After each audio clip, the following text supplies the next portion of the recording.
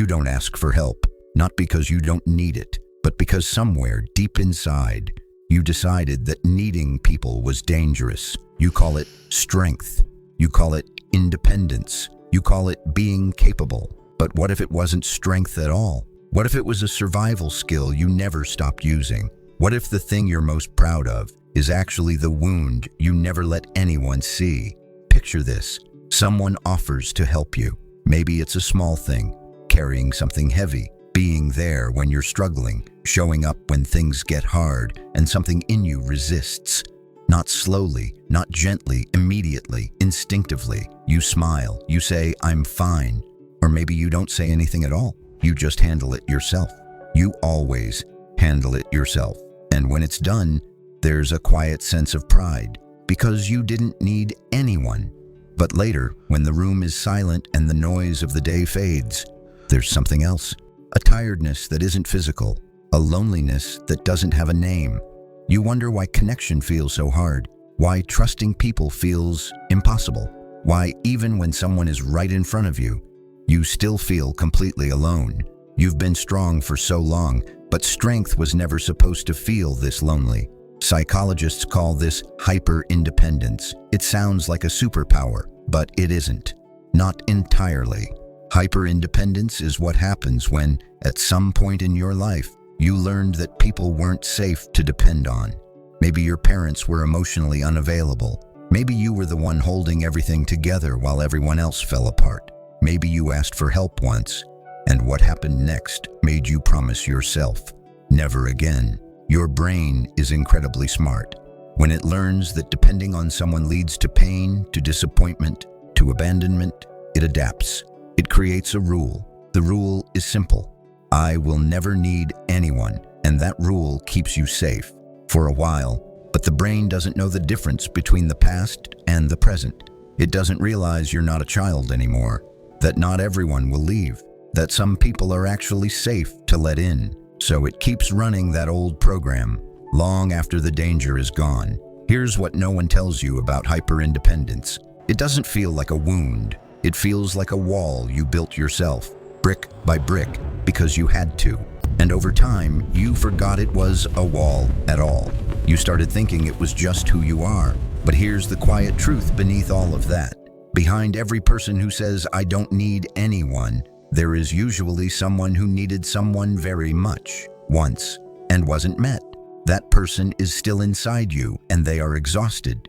You see it in the person who refuses to cry in front of others, not because they don't feel deeply, but because vulnerability once made them feel like a burden. You see it in the one who takes on too much, who says, "I'll handle it," even when they're drowning. You see it in the person who ends relationships before they can be hurt, who pulls away right when things get close, who self-sabotages connection, not because they don't want it, but because they're terrified of what happens when they let someone in and then lose them. And maybe the most painful version of all, the person who has everything they ever wanted, the career, the stability, the life that looks fine from the outside, but still goes to bed feeling like an island, surrounded by water, with no bridge to anyone. And here is the twist. Hyper-independence isn't actually about being strong, it's about control. When you were young, you couldn't control whether people stayed, whether they showed up, whether you were safe. So you found the one thing you could control, yourself, and you became very, very good at it. The tragedy isn't that you became independent. The tragedy is that you stopped letting anyone in, even the ones who genuinely wanted to be there. You learned to survive alone, and then you forgot how to live with people at all. Pause here for a moment. Be honest with yourself. When was the last time you asked for help and actually let someone give it? Not a small favor, a real one. The kind where you had to be vulnerable. The kind where you had to trust someone not to let you go. If you can't remember, this is for you. Healing from hyper-independence doesn't mean becoming dependent. That isn't the goal. The goal is something smaller, quieter. It's learning to tell the difference between strength and armor. Real strength knows when to ask for help. Real strength allows people to be there. Real strength doesn't have to carry everything alone just to feel worthy of existing. Armor keeps everything out, including love, including rest, including the kind of peace that only comes when you stop performing capable and let yourself be human. You are allowed to need people. You are allowed to lean. You are allowed to say, I don't know how to do this by myself. That isn't weakness. That is perhaps the bravest thing you will ever do. The people who love you, the real ones, they don't need you to be strong all the time.